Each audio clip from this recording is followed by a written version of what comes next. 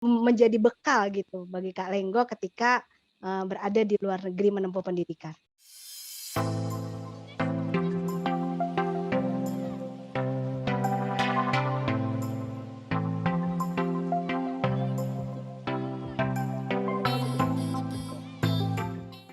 Bismillahirrahmanirrahim. Assalamualaikum warahmatullahi wabarakatuh. Waalaikumsalam warahmatullahi wabarakatuh. Alhamdulillahirrabbilalamin. Wabihi nasta'in ala umuri dunya waddin. Wassalatu wassalamu ala asrofil anbiya wal mursalin wa ala alihi wa sahbihi ajmain. Qala rabbi srohli sodri wa yassirli amri wahlul uqdatam min lisani yafqahu qauli. Baik, Bapak Ibu, dan, calon siswa, IIBS ya. Perkenalkan saya Sesi, salah satu guru yang ada di IIBS, akan memandu jalannya talkshow pada hari ini. Boleh dong bersharing dengan kita semua, bagaimana pengalaman kehidupan, berasrama ya, selama di IIBS nih, boleh bersharing, bagaimana kehidupan, berasrama ketika di sini.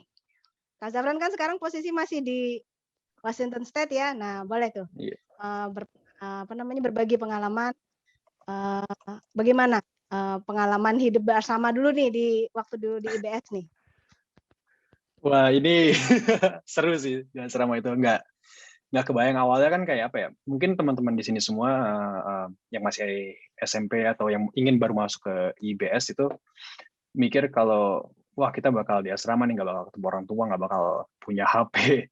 Terus ya karena anak-anak sekarang kan main HP terus ya, jadi kayak sulit lah awal-awal itu kayak cukup berat. Cuma lama-kelamaan ya asik aja karena banyak temennya. Jadi HP itu kalau untuk saya pribadi makin lama kayak nggak dibutuhkan karena saya punya teman-teman satu angkatan yang tinggal satu atap bersama saya. Itu solidnya benar-benar kencang banget solidaritasnya. Walaupun ya kita punya geng-gengan juga, namanya anak SMA juga, ada yang anak-anak bandelnya, ada anak-anak alim, ada anak yang suka organisasi, anak basket, anak bola. Cuman kita sama-sama tetap solid gitu, sama benar-benar, terutama saya sangat bangga dengan angkatan saya ya, karena solidaritasnya sangat tinggi, mau yang boys-nya ataupun yang girls-nya gitu. Jadi asik banget, dan setiap sore pulang sekolah main bola gitu, habis asar kan main bola atau main basket, main futsal, bukan main bola ya, main basket. Terus juga di asrama ya tidur berempat sama teman-teman, walaupun disuruh tidur sama muadib jam 10, tapi kita kadang masih ngobrol-ngobrol sampai jam 12 gitu. Terus paginya jam 4 udah dibangunin buat sholat subuh. Terus setiap Selasa kalau nggak salah tahajud ya. Iya. Setiap Selasa pagi itu dibangunin buat tahajud. Itu asik banget sih, walaupun dia apa ya, awal-awal bangunin tahajud gitu ngantuknya benar-benar ngantuk, cuma lama-lama kebiasaan sih. Jadi yang saya suka dari IBS itu, dari asramanya, adalah membangun kebiasaan-kebiasaan baik, dan itu bisa menjadi bekal kita semua untuk ke depannya. Mungkin teman-teman alumni di sini yang lain, kakak-kakak alumni, merasakan juga ya manfaat dari kehidupan berasrama itu sendiri. Gitu aja sih mungkin, Miss. Oke, ya. Jadi, awalnya ngantuk dibangunin gitu ya, memang bisa karena biasa ya, jadi karena udah menjadi kebiasaan dibangun pagi seperti itu ya, jadi biasa aja udah nggak ngantuk lagi gitu ya. Baik, terima kasih Kak Zafran. Sekarang mungkin Kak Lenggo, gimana Kak Lenggo? Oke, mungkin aku bisa bilang selama 2 tahun itu kehidupan asrama itu sangat memorable dan meaningful ya. Selain solidaritas sama teman-teman dan family juga kencang. Terus menurut saya sih banyak transformasi perubahan positif gitu dalam hidup saya. Kan waktu masuk itu saya masih usia 13 tahun ya, Miss, dulu masih kecil banget gitu. Kalau boleh jujur, saya tuh bisa dibilang manja dan cengeng gitu dulu. Nggak bisa jauh dari orang tua kan. Kalau fellow-fellow juga pada tahu dulu. Tapi alhamdulillahnya setelah 2 tahun di asrama gitu, jadi lebih mandiri, dewasa, terus mentalnya juga lebih prepared, sampai makanya berani gitu pergi sendiri ke Melbourne gitu. Oh iya, alhamdulillah. Oh iya, Kak Lenggo ini juga atlet kan ya? Iya betul, saya atlet ice Atlet skating. apa Kak? Atlet ice skating. Atlet ice skating. Oh, masih aktif sampai sekarang Kak? Sekarang latihan-latihan aja, cuma kalau Oh, lomba ya latihan. enggak sih.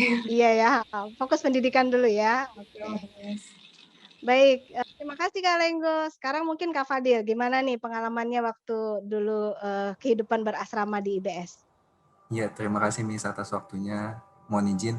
Ya, untuk sharingnya sih, waktu di asrama pertama saya kaget ya. Soalnya kan kebetulan saya SMP-nya nggak di Indonesia. Jadi transformasi saya pada saat ke SMA itu, wah SMA-nya ketemu teman-teman Indonesia, pergaulannya seperti apa. Tapi alhamdulillah karena yang saya lihat sistem terutama ini ya, pendidikan agamanya ya, mewajibkan kita misalkan bangunnya pagi. Memang kebiasaan saya bangunnya pagi, terus saya malah lebih sering bangun pagi untuk dibukakan pintu buat bangun tahajud. Jam 2 atau jam 3, Vero-nya masih tidur, saya udah bangun biasanya. Gitu ya? Lalu yang saya kebiasaan lain mungkin ini ya, belajarnya ya. Memang dari dulu cita-cita saya dokter, tapi kan saya nggak tahu ya mau kemana, dokter apa, dan lain sebagainya. Dan kebetulan memang saya suka biologi. Waktu itu saya banyak mengalami kendala di ilmu sains, terutama fisika dan kimia. Jadi saya lebih banyak minta bantuan guru-guru Vero. Kebetulan Vero-Veronya atau yang guru asramanya yang tinggal di asrama, ada Pak Reko, ada Patri, dan teman-teman lainnya itu ngebantu saya. Dan itu menurut saya sangat bermanfaat. Secara tidak langsung memicu saya bahwa memang apa ya, kita tuh apapun yang kita lakukan, kita memang harus bersandar tuh semua ke agama gitu. Karena itu intinya di situ. Itu jalan apa ya, jalan hidup lah, dan alhamdulillah lah sampai sekarang masih saya pegang itu. Terima kasih. Alhamdulillah, iya. Alhamdulillah support ya, kebetulan, guru-guru yang tinggal di asrama juga bisa membantu ekstra belajar jadinya ya, pada malam hari tidak hanya di jam sekolah ya jadinya ya. Oh, alhamdulillah. Baik, terima kasih Kak Fadil. Mungkin selanjutnya Kak Mutia. Silakan Kak Mutia. Eh, ya, terima kasih Miss atas waktunya. Iya. Semoga masih Saya, ingat ya Kak. iya itu udah lama sih. Ya, mari kita Saya me-recall memorinya. kemarin-kemarin dikasih tahu Bu Agam, jadi mungkin sharingnya seputaran apa gitu. Jadi Iya. sebelumnya mungkin hanya ada beberapa yang saya kenal di sini. Jadi waktu itu waktu saya masuk 2004, jadi Bu Agam itu Ibu Siti Gemala adalah guru kimia. Jadi guru kimia di saya, dan kebetulan sempat melatih basket juga waktu itu. Nah, jadi Bu Agam, ya kita sempat main basket bareng sama Bu Agam. Nah, jadi Arya itu jadi punya bakat jadi basket fellow. ya. Luar biasa. Bu Arya jadi fellow saya waktu itu. Jadi fellow tapi bukan fellow. Jadi fellow saya waktu itu dari Bu Eli pindah namanya ke Bu Noy.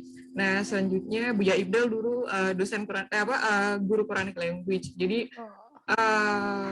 ada Pak As, mungkin Pak As ada di sini. Pak As guru geografi waktu itu.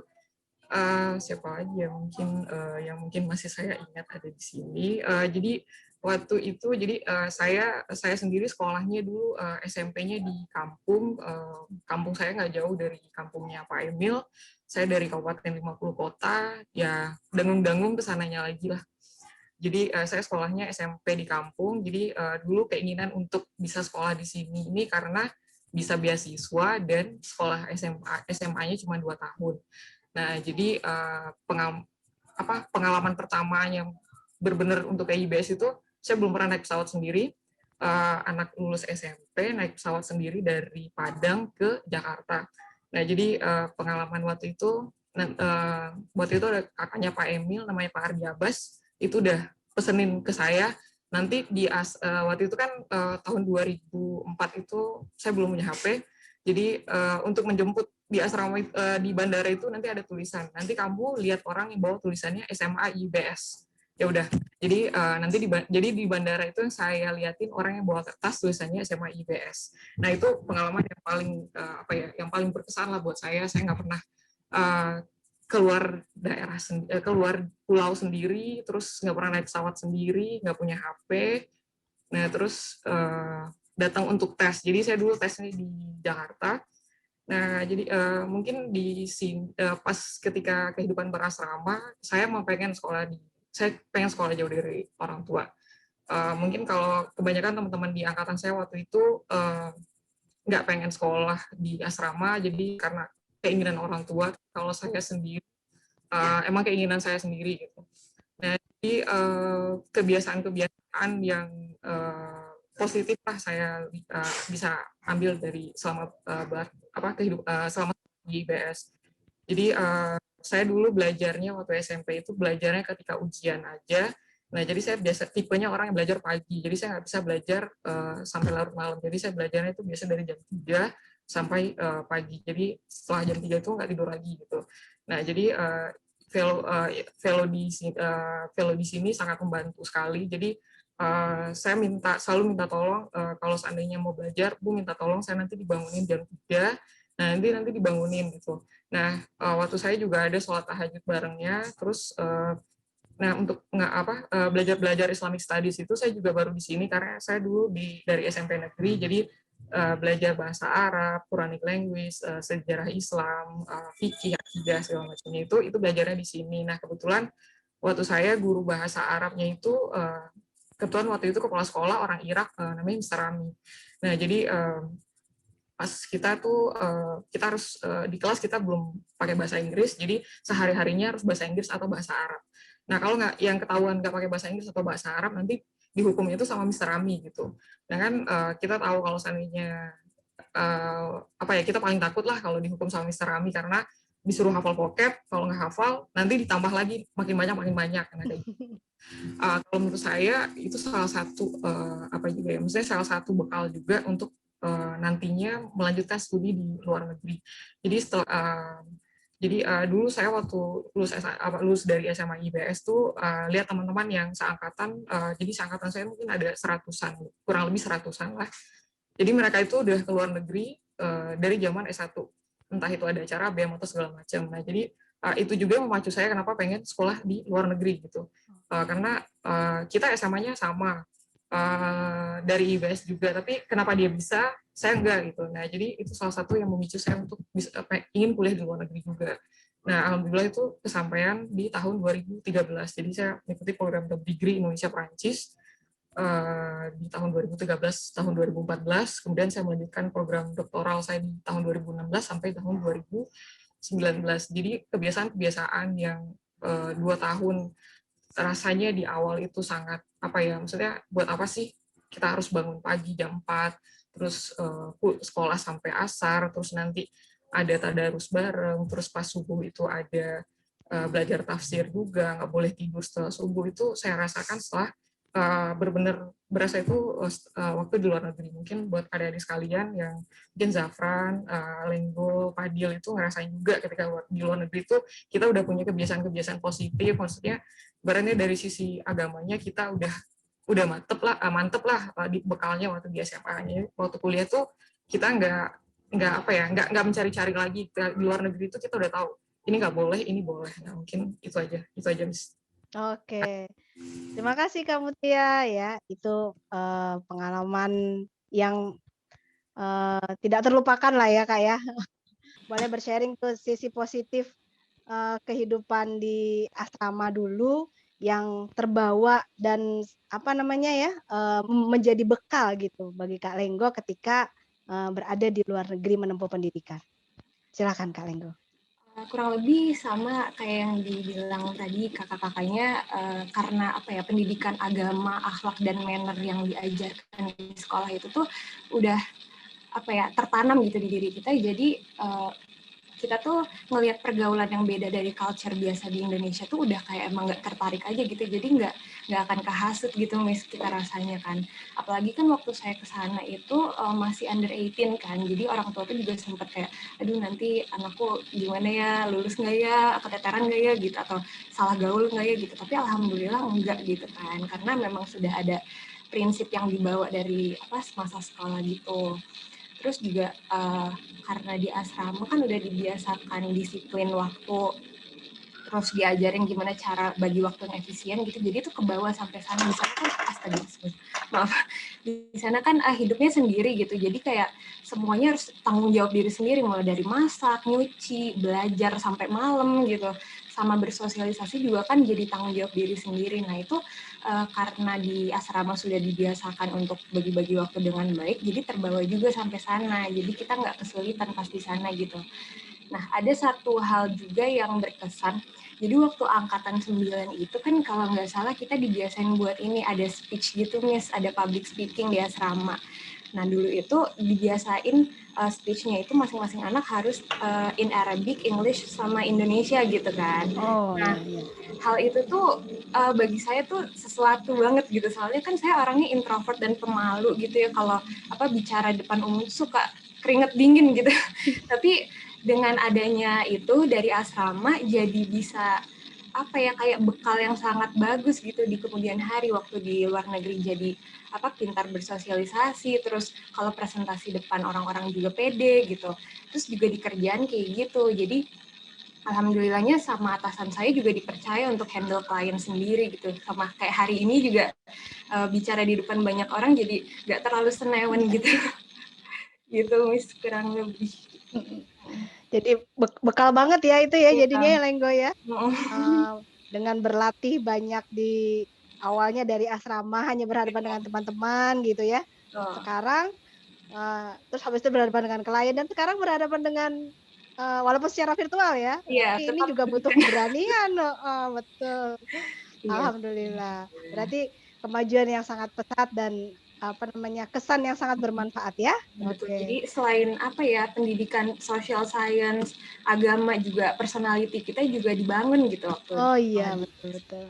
Jadi memiliki kemampuan untuk berbicara di depan umum, lebih berani, lebih percaya diri gitu ya, Lenggo ya. Oke, terima kasih Kak Lenggo. Sekarang Kak Zafran. Boleh Kak Zafran? Nah, ini Kak Zafran nih berarti cukup lama ya di Washington State ya? Iya, ini udah 4 tahun kayaknya di Berapa sini nih? Udah saya. tahun keempat ya? Udah tahun keempat. Oh iya. Akan berapa tahun lagi nih? Insya Allah tahun ini lulus sih. Cuman kalau misalkan ada gitu. kendala kita nggak tahu. Ya doakan saja. Minta Amin. doanya. Oh kirain mau ngelanjutin lagi nanti gitu. Insya Allah mau lanjutin S2. Oh iya. Silakan Kak Zafran. Oke, tadi terkait tentang sisi positif yang saya terima dari IBS itu dan yang bisa saya bawa menjadi bekal ke perkuliahan gitu ya, atau ke luar negeri Iya, atau betul. ke depannya. Kehidupan di luar negeri ya. Kalau dari saya pribadi, tadi kakak-kakak alumni sini kan sudah berbicara tentang sisi keagamaannya, gimana kita sholatnya, mikirin jam sholatnya gimana, terus puasanya gimana. Mungkin sudah cukup di situ. Saya akan berbicara tentang bekal lainnya yang dari guru-guru IBS saya yang diberikan kepada saya, yaitu tentang kedisiplinan pertama. Kedisiplinan tentang waktu, terus juga kebersihan. Kan di IBS itu saat di asrama, kita itu dituntut untuk bisa bersihin kamar sendiri, ngerapihin kasur. Terus kalau misalkan kamarnya kotor, kita ya malu lah. Kalau misalkan kamar bersih kan dapat reward gitu. Ya, Waktu zaman dulu itu. Ada rewardnya ya? Ada. Terus walaupun saya sebenarnya nggak pernah dapat rewardnya. Cuma kan terpacu terus untuk membersihkan kamar sendiri. Ya, itu terbawa sampai sekarang saya ya sukalah bersih kamar sendiri. Kalau misalkan lihat yang kotor dikit gitu, saya kurang kurang srek lihatnya. Terus juga diajarkan untuk menjadi mandiri. Kita mencuci baju sendiri. Kalau itu saya sebenarnya kan nyuci baju kan di laundry ya. Cuman saya bersama beberapa teman saya itu suka nyuci baju sendiri karena kayak asik juga nyuci baju sendiri, nyikat-nyikat sendiri. Terus sama sebenarnya yang paling penting menurut saya itu overseas programnya. Karena menurut saya dengan ada overseas program ini memudahkan saya untuk adaptasi di Amerika. Saya waktu itu overseas program ke Amerika juga, ke San Diego waktu itu. Dan kultur Amerika dan kultur Indonesia itu kan sangat berbeda.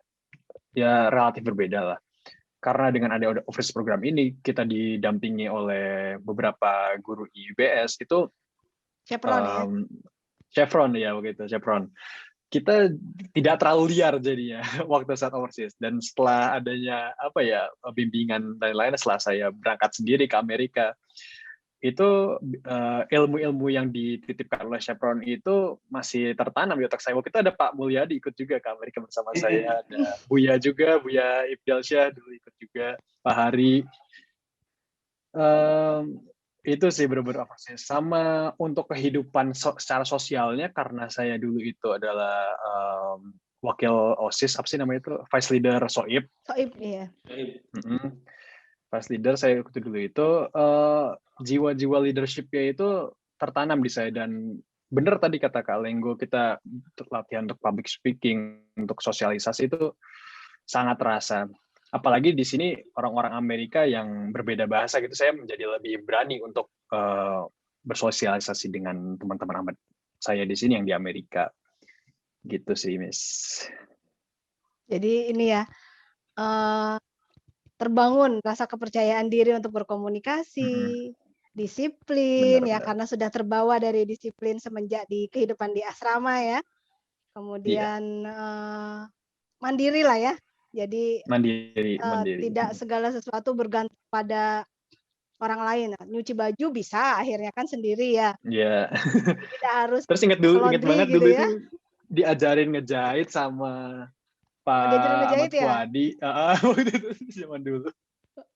Jadi kalau ada sobek-sobek dikit, bolong-bolong dikit, bisa lah ya. Itu bisa sendiri. Nggak perlu harus ke mana gitu ya. Iya, Nggak bener. perlu terus harus ganti baju, beli baju baru gitu ya, Zafran ya. Iya, bener. Iya. Alhamdulillah ya. Itu adalah sisi positif, pengalaman positif yang bisa menjadi sangat bermanfaat ketika menjalani kehidupan di luar negeri ya. Baik, pertanyaan terakhir ya. Boleh dong masing-masing kakak yang hadir di talk show kali ini kasih pesan ya buat adik-adik calon siswa SD, SMP, dan SMA IBS yang ikut open house hari ini. Boleh silakan mulai dari Kak Mutia dulu. Oke. Saran saya buat adik-adik sekalian yang mau bergabung dengan SD, SMP, dan SMA IBS. Maksud saya kalian udah memilih tempat yang tepat untuk ilmu, karena di IBS itu bukan hanya dari segi ilmunya dunia aja, tapi untuk ke agamanya juga gitu. Nah, itulah yang bakal jadi bekal kita nantinya. Mau kalian sudah tidak di asrama lagi, mau kalian ada di mana, dengan punya bekal yang sudah mantap, itu mau di mana aja itu nggak masalah gitu. Mungkin itu aja sih. Oke, terima kasih Kak Mutia. Boleh Kak Fadil sekarang kasih pesan-pesan buat adik-adik calon siswa IBS, SD, SMP, SMA. Oke, Miss. Untuk pesan saya, tadi udah benar kata Kak Mutia, kalian udah memilih tempat yang tepat di IBS ini, karena tadi yang saya sudah bilang di awal bahwa ilmu agama itu kan landasan utama di kehidupan kita sebagai manusia. Itu juga udah semua udah di mention di Al-Quran, di hadis, dan lain sebagainya. Jadi namanya di kehidupan pasti ada naik dan turun, dan itu kita pasti bisa berpegang teguh terhadap landasan agama itu yang paling penting. Itu aja sih, Mas. Oke, terima kasih Kak Fadil. Selanjutnya Kak Lenggo, silakan Kak Lenggo. Ya, pesannya ini, semoga bagi yang udah memiliki rencana untuk daftar dan mau tes, semoga ini sukses dan dilancarkan.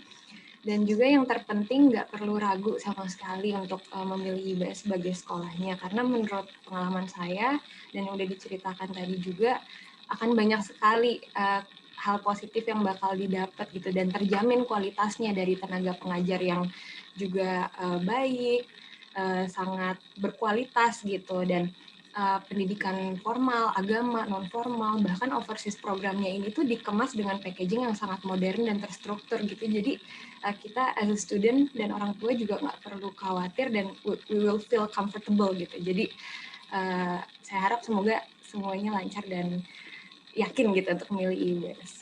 Amin, amin. Amin. Terima kasih Kak Lenggo. Terakhir Kak Zafran. Silakan Kak Zafran. Oke, buat teman-teman semua di sini yang mau masuk ke IBS, satu pesan aja, jangan takut. asrama itu tidak semengerikan yang teman-teman bayangkan gitu, tidak seketat, tidak semengekang yang teman-teman bayangkan.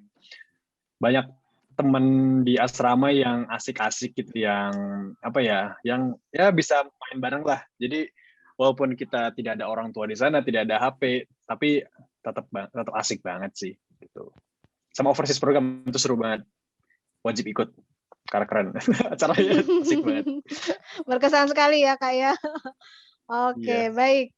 Terima kasih kakak-kakak, Kak Mutia, Kak Fadil, Kak Lenggo, dan Kak Zafran sudah berbagi, bersharing pengalamannya selama bersekolah dan berasrama di IIBS. Kami doakan ya, kami Dewan Guru doakan, kami semua doakan sukses ya selalu untuk kehidupan kakak-kakak semua yang sudah di tingkat akhir, dimudahkan untuk menuntaskannya ya. Mungkin yang mau lanjut lagi S2, S3 dimudahkan juga, yang sudah bekerja dilancarkan rezekinya. Baik, barakallahu fikum. Terima kasih kakak-kakak sudah bergabung ya di acara talk show kali ini. Semoga nanti kita bisa bertemu lagi ya di session yang berikutnya gitu ya. Mungkin session temu alumni lagi atau session talk show lagi gitu ya. Mungkin ketemu dengan adik-adik kelasnya. Kalau ini kan calon adik-adik kelas ya yang insya Allah nanti akan menjadi adik-adik kelas kakak-kakak juga gitu. Jadi nanti kita satu alma mater yang sama gitu ya. Oke. Baik, mungkin demikianlah acara talk show kali ini. Ya, saya kembalikan pada MC. Mohon maaf apabila ada salah-salah kata dari saya. Kesalahan pastilah dari pribadi dari saya ya, karena kesempurnaan hanyalah milik Allah. Terima kasih. Assalamualaikum warahmatullahi wabarakatuh.